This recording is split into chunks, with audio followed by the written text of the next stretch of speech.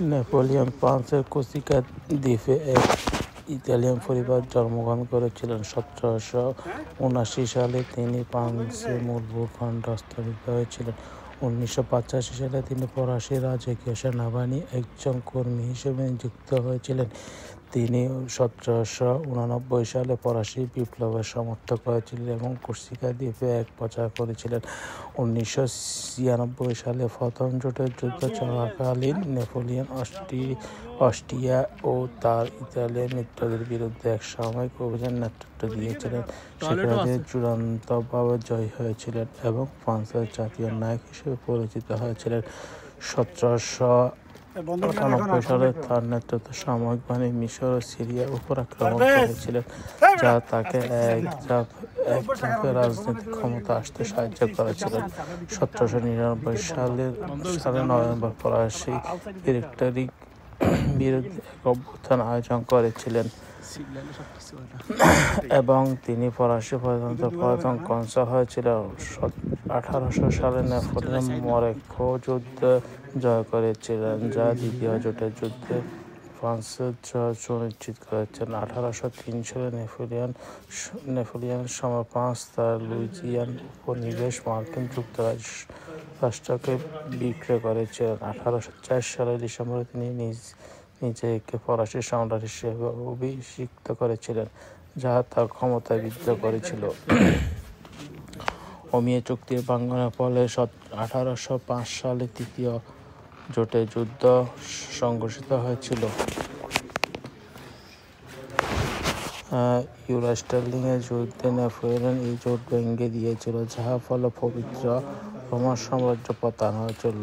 চতুর্থ জোটে যুদ্ধ চলাকালীন 1806 সালে ইয়ান্নায় ইউরোস্টের যুদ্ধে নেপোলিয়ন প্রুশিয়াকে পরাজিত করেছিল। 1707 সালে তার গড আর্মে পূর্ব ইউরোপ দিকে কুচকাওয়াজ চালিয়েছিল এবং ফিনল্যান্ডের যুদ্ধে রুশদের পরাজিত করেছিল।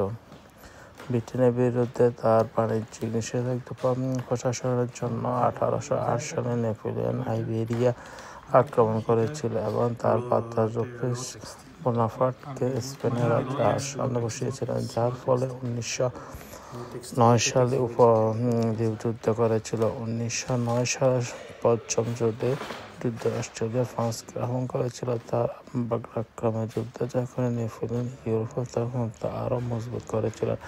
1812 সালে গ্রীষ্মকালে তিনি রাশিয়া আক্রমণ শুরু করেছিলেন, কিন্তু ওই যুদ্ধে শীতকালে একটি ফরাসি সেনাবাহিনী বিপর্যয়কারী অবস্থান সমস্ত করেছিলেন। 1813 সালে ষষ্ঠ জোটের যুদ্ধে প্রুশিয়া ও অস্ট্রিয়া রাশিয়ার সাথে তার হাত মিলিয়েছিলেন এবং লাইপজিগের যুদ্ধে নেপোলিয়ন পরাজিত হয়েছিল। সেই ষষ্ঠ জোট বাহিনী ফ্রান্সের আক্রমণ করেছিল এবং প্যারিস দখল করেছিল, যার ফলে 1814 সালে এপ্রিলে নেপোলিয়ন সিংহাসন শূন্য হতে বাধ্য হয়েছিল। সেই জোটের বাহিনী তাকে ভূমধ্যসাগর এলবা দ্বীপে নির্বাসিত করেছিল।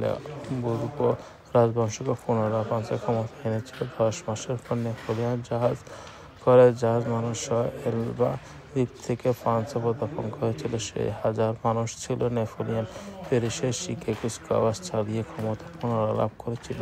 তার বিরুদ্ধে সপ্তম জোট গঠন করে আর 1915 সাল ওয়াটারলুর যুদ্ধে তিনি পরাজিত হয়েছিলেন। নেপোলিয়নকে দক্ষিণ আটলান্টিক মহাসাগরে সেন্ট হেলেনা দ্বীপে নির্বাচিত করা হয়েছিল এবং 1821 সালে 91 বছর প্রকৌশলী ক্যান্সারে তার মৃত্যু হয়েছিল।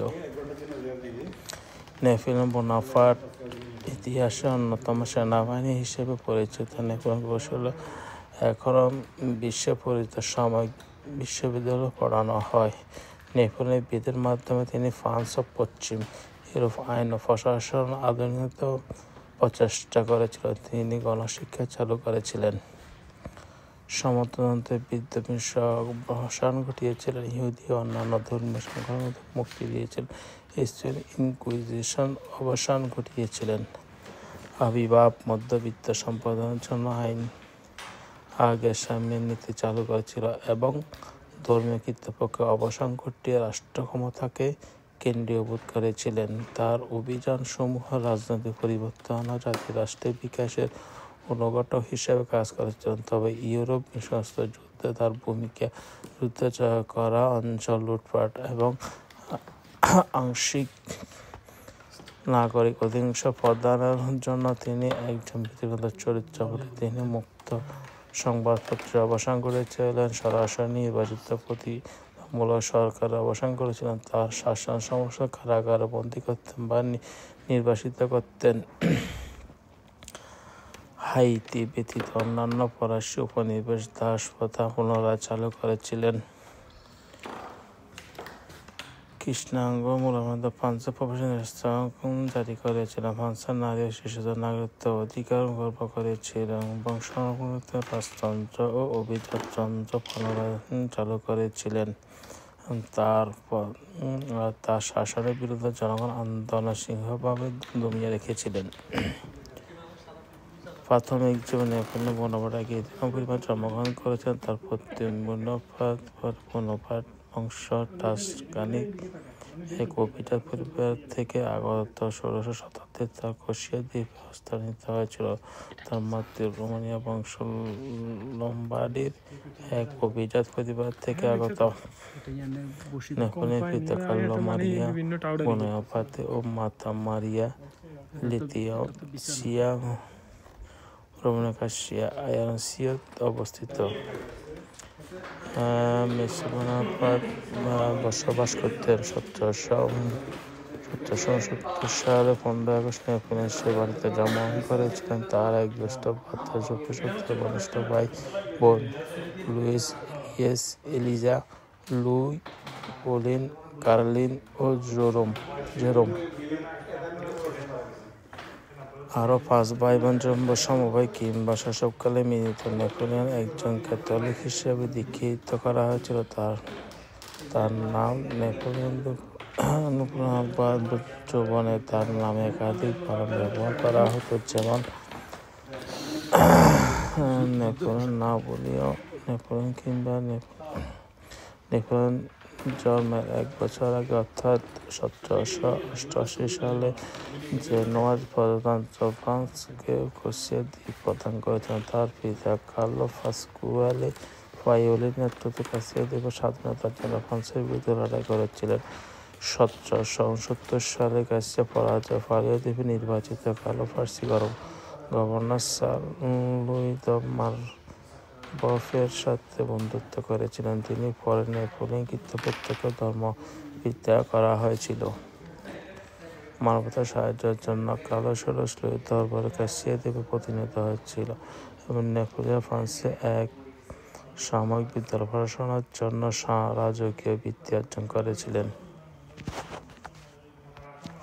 নেপোলিয়নের মাতা তার শৈশব অন্যতম প্রভাবশালী ব্যক্তি এবং তার কঠোর শিষ্টাচার নেপোলিয়নের মতো চটপটে শিশুকে নিয়ন্ত্রণে রাখতে পেরেছিল। অভিজাত ও যথেষ্ট বিদ্যমান পরিবারে জন্ম হওয়া নেপোলিয়ন তৎকালীন ক্রোশিয়াবাসীদের তুলনায় শিক্ষার জন্য অধিক সুবিধা লাভ করেছিলেন। ১৭৭৯ সালের জানুয়ারিতে ৯ বছর বয়সে নেপোলিয়ন ফ্রান্সের মূল ভূখণ্ডে হস্তান্তরিত হয়েছিল। সেখানে তার ফরাসি ভাষার দক্ষতা বৃদ্ধির জন্য অঞ্চল এক ধার্মিক বিদ্যালয়ে ভর্তি করা হয়েছিল, কারণ তার মাতৃভাষা ইতালি ভাষা কর্সিকান উপভাষা। যদিও তিনি ফরাসি ভাষা নষ্ট হয়ে গিয়েছিলেন, তিনি কর্সিয়ান বাচনভঙ্গিতে কথা বলতেন এবং তার ফরাসি বড় নিম্নমানের ছিল।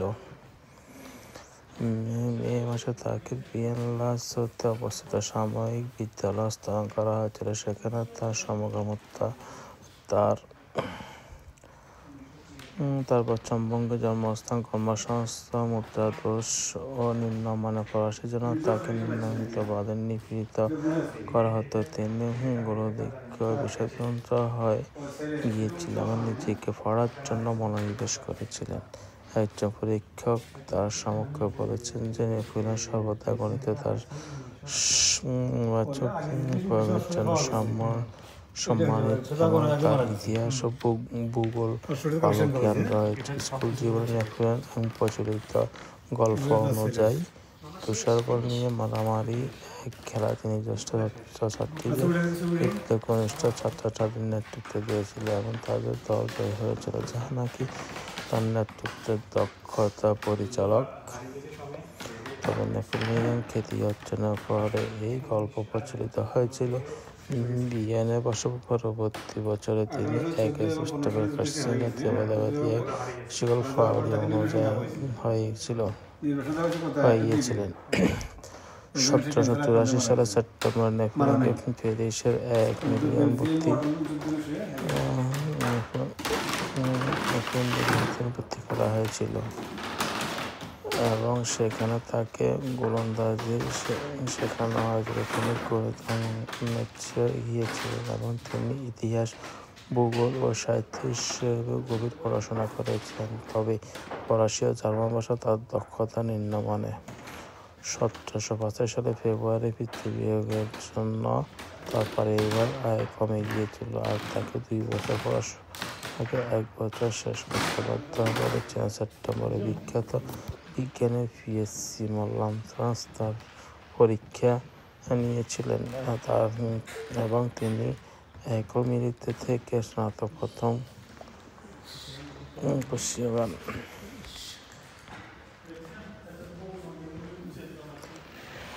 প্রাথমিক জীবন 1785 সালের সেপ্টেম্বর স্নাতক হওয়ার পর নেপোলিয়ন বোনাপার্ট লাফের গোলন্দাজ রেজিমেন্টের সেকেন্ড লেফটেন্যান্ট হিসেবে নিযুক্ত হয়েছিলেন। 1789 সালে ফরাসি বিপ্লবের আগে তিনি ফ্রান্স ও ফ্রান্সের সেনারক্ষার দায়িত্ব পালন করেছিলেন।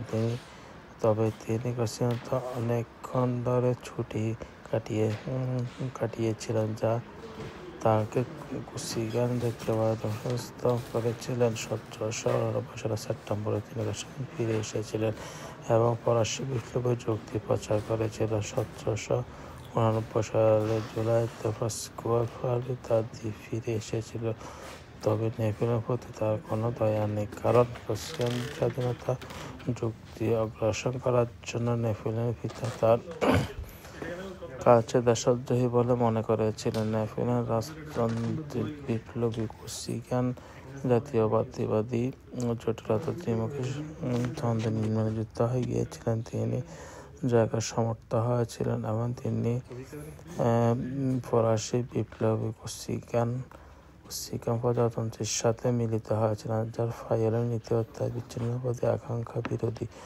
1793 সালে ফেব্রুয়ারি মাসে নেপোলিয়ন ফরাসিদের প্যাট্রোনেশিয়া অভিযানের সদস্য ছিলেন, যখন ফালি অভিযানে সৃষ্টি করেছিলেন এবং নেপোলিয়ন নেতৃত্বের দুর্নীতিগ্রস্ত যোগ্য ও অভিযোগে ফরাসি জাতীয় কনভেনশন নেপোলিয়নকে বহিষ্কার করেছিল। জুন মাসের প্রথম দিকে নেপোলিয়ন আর 400 জন সেনাবাহিনী কুসিগান স্বেচ্ছাসেবকদের থেকে আয়ারচি দখল করতে পারেনি, আর ওই দ্বীপটি ফাউলির সমর্থনের দ্বারা নিয়ন্ত্রিত। যখন নেপোলিয়ন বুঝতে পারেন যে ক্রোয়েশিয়ার আইনমতো থাকেও তার পরিবারকে নির্যাতন করেছিল, তখন সে বোনাপার্ট পরিবারের 5 মূল ভূখণ্ড তুলুতে হস্তান্তর করেছিল। তুলু অবরোধ নেপোলিয়ন তার লিস রেজিমেন্ট হিসেবে এসেছিল এবং তিনি এক উপকূলীয় গোলন্দাজ বাহিনীর ক্যাপ্টেন হয়েছিল। 1793 সালের জুলাইতে তিনি লা সুইদা বুকের বলে একটি পুস্তিকা প্রকাশ করেছিলেন, যা জাতীয় কনভেনশনের প্রতি তার সমর্থককে তুলে ধরেছিল। অথচ জাতীয় কনভেনশন জাতীয়তাবাদের দ্বারা অত্যন্ত প্রভাবিত। সেপ্টেম্বরে তার কাছে সমস্ত সহযোগিতা ফিরে নেয় প্রজাতন্ত্র বাহিনী গোলন্দাজ সেনাবাহিনী হিসেবে মনোনীত করা হয়েছিল, যা ব্রিটিশ মিত্র বাহিনী দ্বারা দখল করা মূল অঞ্চল পুনর্দখল করার লক্ষ্য ছিল। তিনি দ্রুত উপস্থিত গোলন্দাজদের সংখ্যা বৃদ্ধি করেন এবং তিনি এক পাহাড়ি দুর্গ দখল করার পরিকল্পনা করেছিলেন, যেখানে প্রজাতন্ত্রীদের বন্দুকগুলো বন্দর প্রাধান্য লাভ করবে এবং ব্রিটিশ সদস্য বন্দর প্রাধান্য লাভ করবে এবং ব্রিটিশদের অপসারণ করতে বাধ্য করবে। 17 ডিসেম্বর অবস্থান আকাঙ্ক্ষিত হামলার ফলে তুলুর পুনর্দখল সফল হয়েছিল। তুলুতে নেপোলিয়নের সাফল্য জয় ম্যাক্সিমিলিয়ান রোবেসপিয়েরের অগুস্তা রবিস্পিয়ারের মতো ক্ষমতাশালী ব্যক্তিদের দৃষ্টিগোচর হয়েছিল। তাকে ব্রিগেডিয়ার জেনারেল পদে পদোন্নতি করা হয়েছিল এবং ভূমধ্যসাগর উপকূল প্রতিরক্ষার দায়িত্ব দেওয়া হয়েছিল। 1794 সালের ফেব্রুয়ারি তাকে ইতালি সেনাবাহিনীর গোলন্দাজ সেনাপতি করা হয়েছিল এবং তিনি গোলন্দাজ রাজ্যমস্ত আক্রমণ করার পরিকল্পনা ছিল। 1794 এপ্রিল মাসে দ্বিতীয় যুদ্ধ ফরাসি সেনাবাহিনী এখানে পরিকল্পনা বাস্তবায়ন করেছিল এবং আল্পস পর্বতমালা ও মিয়ারা দখল করেছিল। অস্ট্রিয়ার অবস্থান থেকে পাশ কাটানোর জন্য তাকে ইউরোপ থেকে পশ্চিম দিকে হয়েছিল। অভিযানের উপর ফ্রান্সের প্রতি জানানোর জন্য নেপোলিয়ন এক অভিযান পাঠিয়েছিলেন। পদের মিয়ার 1794 সালের জুলাই মাসে মেক্সিকো পতনের পর চক্রবাদের সাথে নেপোলিয়নের সম্পর্ক জন্য তিনি নতুন শাসনতন্ত্রের দ্বারা রাজনৈতিকভাবে সন্দেহভাজন হয়ে গিয়েছিলেন। 9 আগস্ট তিনি কারাগারে বন্দী হন, কিন্তু 2 সপ্তাহ পর তিনি ছাড়া পান। অস্ট্রিয়া ফ্রান্স যুদ্ধে অবস্থান আক্রমণের পরিকল্পনা রচনা করতে বলা হয়েছিল। 1795 সালে মার্চ মাসে তিনি ব্রিটিশদের কাছ থেকে রাশিয়া ফেরত পাওয়ার অভিযান অংশগ্রহণ করেছিলেন। তবে ব্রিটিশ সেনাবাহিনী ফরাসি বাহিনী পিছু হটতে বাধ্য হয়েছিল। 1795 সালে তিনি একটা রাজপক্ষীয় জাতিক মাসের বিরুদ্ধে একটা সমস্যা বাহিনী গড়ে তুলে নেপোলিয়নকে রুশ প্রাসাদে প্রসারিত কংগ্রেসের রক্ষা গঠিত বাহিনীর দায়িত্ব দেওয়া হয়। তিনি জয়সিমরাট নামক একজন নতুন কর্মকর্তাকে নিয়ে গোলন্দাজ বাহিনীর বিভিন্ন অংশকে একত্র করেন। তিনি বাহিনীকে আক্রমণকারীদের বিরুদ্ধে নিয়োগ করেন।